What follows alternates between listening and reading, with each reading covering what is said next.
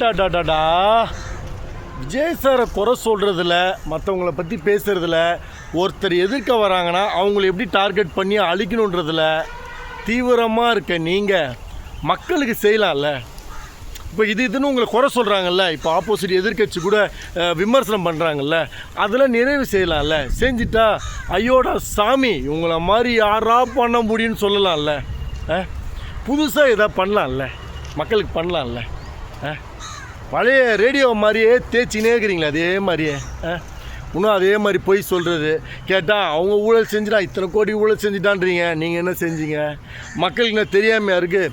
உங்களுக்கு மாநாடு போகிறதா இருந்தால் சரி, மற்றவங்களுக்கு போகிறதா இருந்தால் சரி, எங்கள் டிவிக்கு மட்டும் எவ்வளோ தடங்கள் குத்திங்க.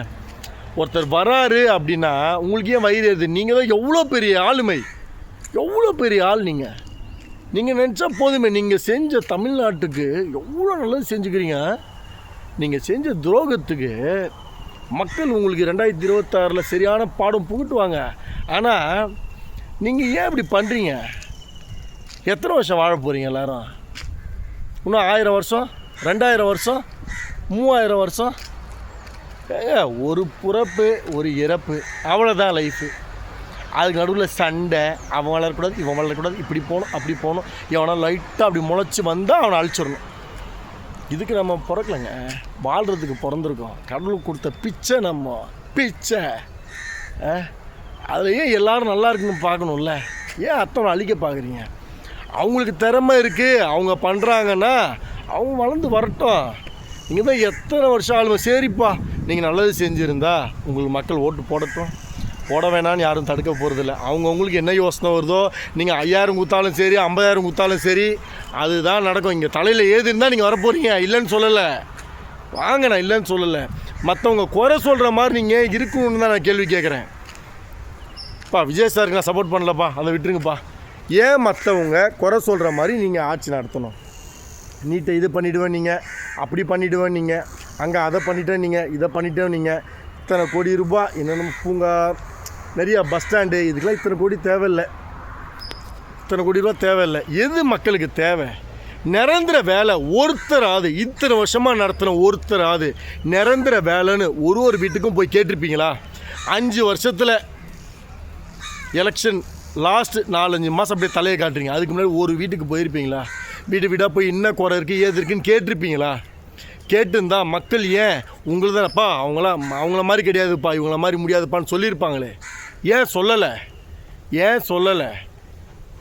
5 வருஷம் உங்களுக்கு தேவை. அந்த 5 வருஷம் அந்த சேரு, ஒருத்தருக்கு சேரு, மற்றவங்களுக்கு எல்லாருக்கும் அந்த 5 வருஷம் ஓட்டணும்.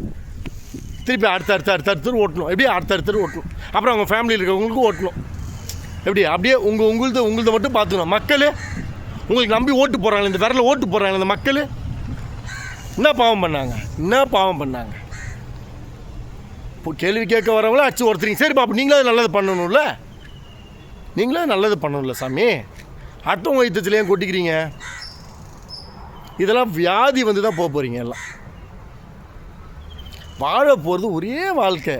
எத்தனை வருஷம் தலையில் இங்கே ஏது இருக்குதோ அத்தனை வருஷம் தான் வாழ போகிறேன். யாராக இருந்தாலும் அதில் ஒரு நல்லது தான் பண்ணிட்டு போங்களேன் போகும்போது. இல்லை நீங்களே இருக்கணும், நல்லது பண்ணுங்களேன். மற்றவங்க குறை சொல்கிற மாதிரி ஏன் இருக்கணும்? அதுக்கப்புறம் விஜய் சார் வந்து அவர் குறை சொல்ல வந்துடுங்க. அப்படி லைனாக ஏதோ ஒரு பாயிண்ட் கிடச்சுன்னா அப்படியே லைனாக ப்ளா ப்ளா ப்ளா ப்ளா ப்ளா ப்ளா ப்ளா ப்ளான்னு பேசுகிறீங்க.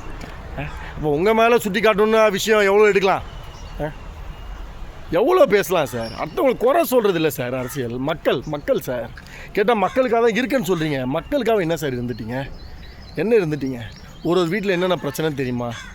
வேலையே இல்லை சார். வேலை, நான் எப்பவுமே டாபிக் பேசுகிறது வேலை, நிரந்தர வேலை. ஒரு வீட்டுக்கு நிரந்தர வேலை இருந்தால் நீங்கள் அந்த ஓசியில் தரது கூட எதுவுமே வேணாம் சார். அவன் சம்பாரித்து அவன் குடும்பத்தை ஜாலியாக சந்தோஷமாக பார்த்துப்பாங்க சார். அதை விட்டுட்டு அதை தந்தா ஓகே, இதை தந்தா ஓகே. மக்களும் அதை ஏன் பண்ணுறாங்கன்னா நம்ம தமிழ்நாட்டில் அவ்வளோ வருமா சார்?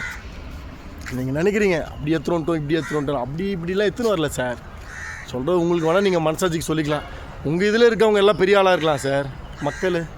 மக்கள் இனிமேல் கீழே தான் சார் இருக்காங்க. உங்களுக்கு நீங்கள் மேலே இருக்கிறீங்க. அவங்க கீழே இருந்து அவங்க இதுலேருந்து பார்த்தீங்கன்னா அவங்க வழினா என்னென்னு தெரியும் சார். உங்களுக்கு எங்கே சார் தெரிய போகுது?